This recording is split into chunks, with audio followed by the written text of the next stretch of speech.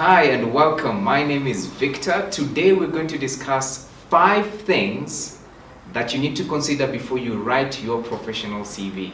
So if your CV has not been giving you the results you're looking for, then stay tuned and figure out which of these 5 things is not working for you.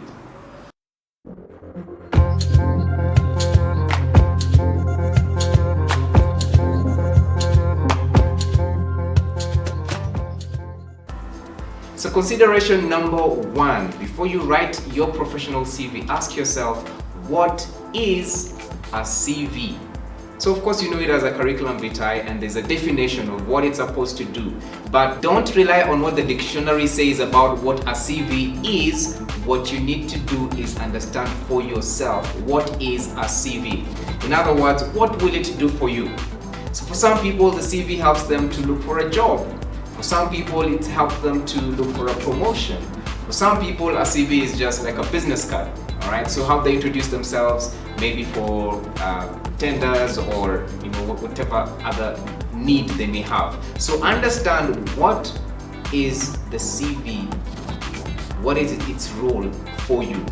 That is very important because it helps you to prepare yourself to document it. Once you understand what it's gonna do for you, then you're better placed to begin to start writing your CV. So that's consideration number 1. What is a CV? Second consideration, number 2, you need to understand what's the difference between a CV, a resume, and a bio. All right? What's the difference between a CV, a resume, and a bio?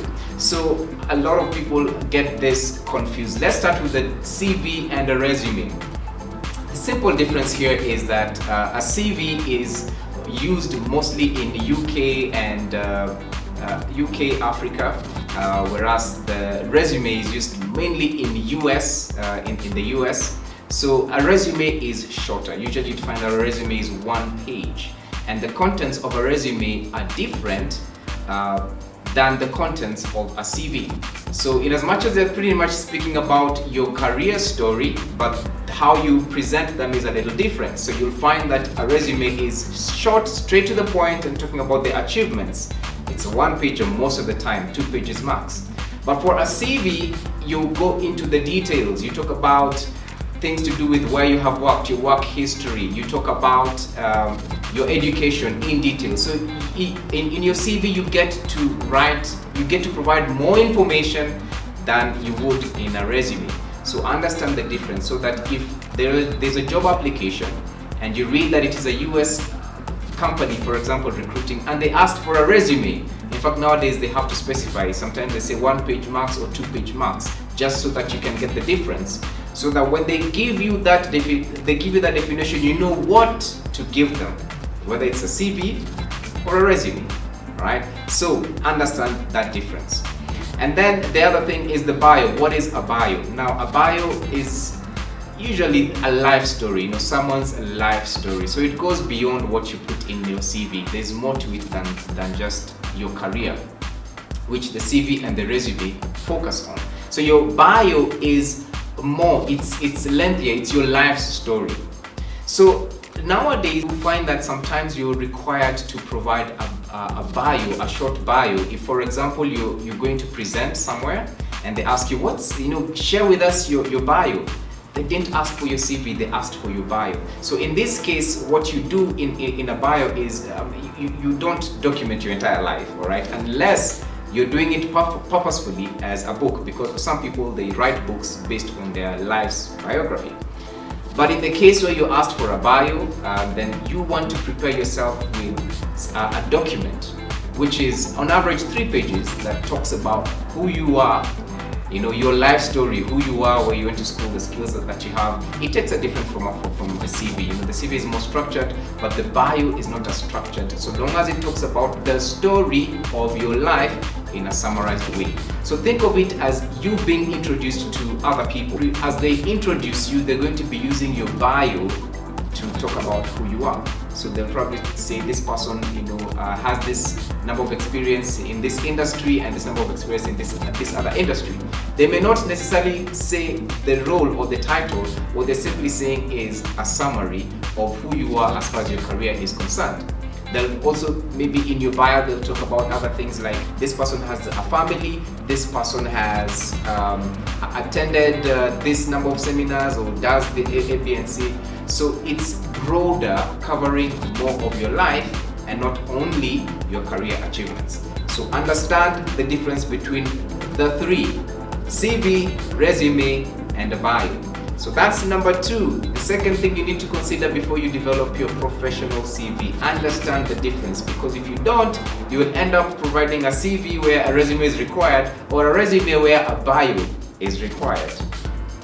Now, number 3, the third thing you need to consider before you start writing your professional CV is the power of branding. The power of branding. You've probably heard of the term personal branding. Now here's the thing. If you're using your CV for a job application, don't assume that your CV is the only one that is going there. Alright? There are many other CVs, there are many other applicants who have forwarded their CVs. So this is where branding comes to help you stand out from the crowd. So you want to understand, what is my brand? And once you understand, then how do you communicate your brand? Let me give you a simple example. If someone is in the creative space, how they introduce the CV will be very different from someone who's in the medical field. Because the person who's in the medical field will want to show their credentials in terms of the medical practice or the medical education they have gone through. But if you're a creative person, even your CV will be creative, using creative words to describe who you are. That is differentiating your brand. The other thing about branding, and as far as CV is concerned, is that you want to make sure that your CV communicates in a way that will demonstrate who you are as a person. So you want things, for example, like brand consistency. What you say on your LinkedIn profile should be the same as, or should have a similar theme as what is on your CV.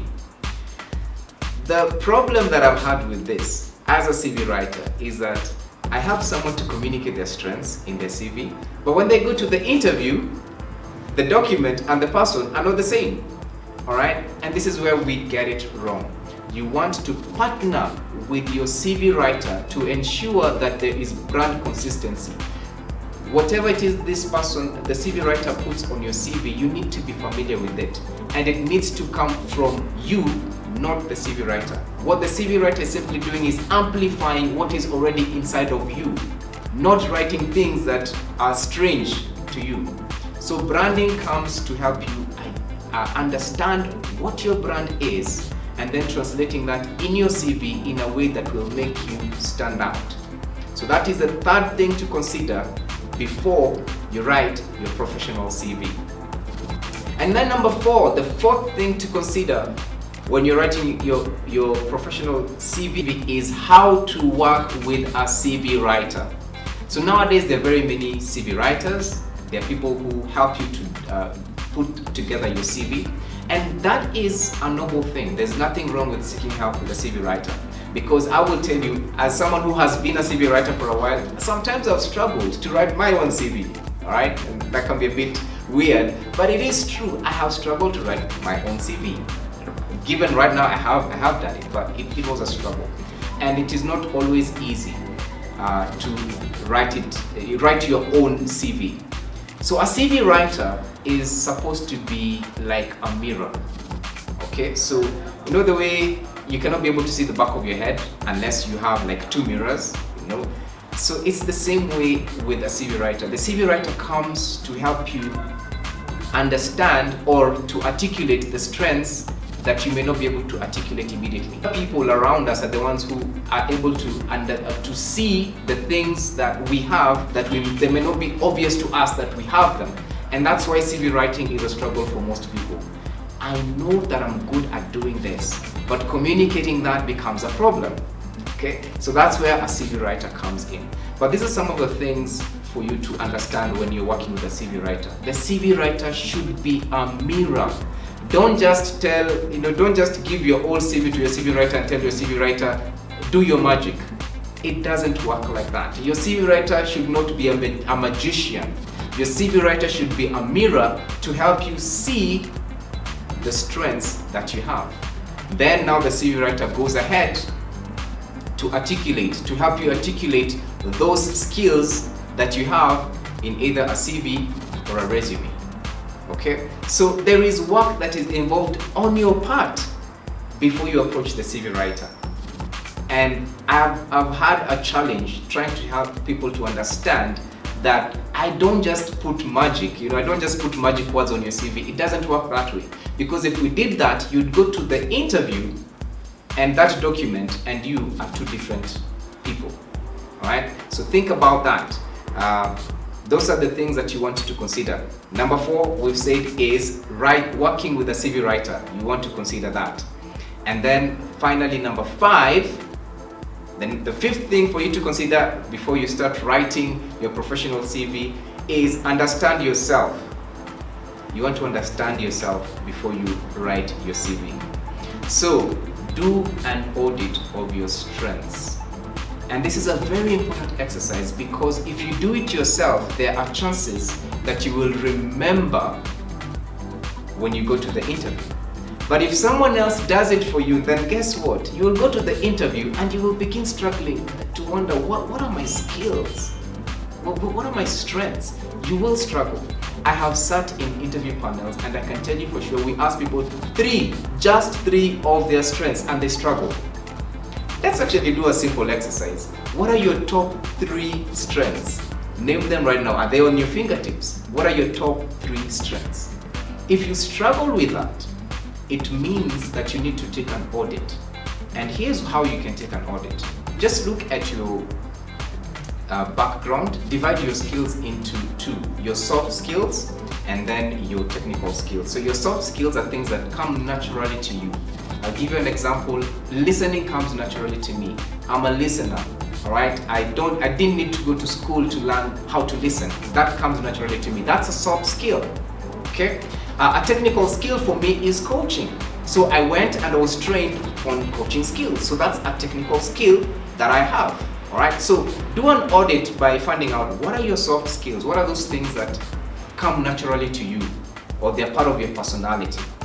And then your technical skills, the things that you learned in school that have stuck with you, all right? Because you may have studied the mitochondria, for example, in biology, and it may not have stuck with you, all right? So you cannot say that you're a specialist in mitochondria just because in biology you studied mitochondria. So your technical skills are the things that you're good at, but you had to be taught or you had to gain experience. So go back to where you have worked. Look at your professional background, your professional experience. Where have you worked? And as you were working there, what skills did you gain? Now that's how you do an audit. Sit down, take a pen and paper, write down what are your skills. That's part of understanding who you are. The other thing about understanding who you are is your potential. And how you look at your potential is the things you've achieved right from high school to campus or university, or the clubs that you have started out of school, sports. So for example, if in sports you ended up being the captain, that tells you something. You're probably a good leader, all right? Or you're probably a good team, you're able to bring a team together, a team mobilizer. So that says something about you. That is the other thing that you want to understand about yourself. Once you understand that and you document it, it becomes very easy for you to write your professional CV. You will not be struggling. Or even by the time you go to a CV writer, you'll be telling them, this is what I know about myself. I just can't communicate it. Help me with that. So you'll be helping yourself and you'll be helping your CV writer and you'll be preparing yourself to have a productive conversation in the interview. By the way, speaking of interview, we talked about how you can prepare yourself for an interview, and if you'd like to watch that, you will find the link in the description below, or there should be a banner appearing right now. You can click on that. So this is how you understand yourself so that you can be able to write down your professional CV. So to do a recap, a very brief recap, the 5 things that you need to do before you write your professional CV are as follows. Number 1, understand what a CV is for you, not just the dictionary definition. And then number 2, understand the difference between a CV, a resume, and a bio so that you present the right document that is being required. And then number 3, understand the power of branding. Understand the power of branding because that goes into your CV. And then number 4, how to work with a professional CV writer. And number 5, understand yourself before you start writing your CV. So if you already have your CV, go through this list of 5 and figure out which one would help me to revamp my CV or make it better. Alright? Or feel free to share with us in the comment section below which one has stood out for you or which one you're going to go into action on immediately. So those are the 5 things for you to consider before writing your professional CV. Thank you for staying tuned to The Peculiar People.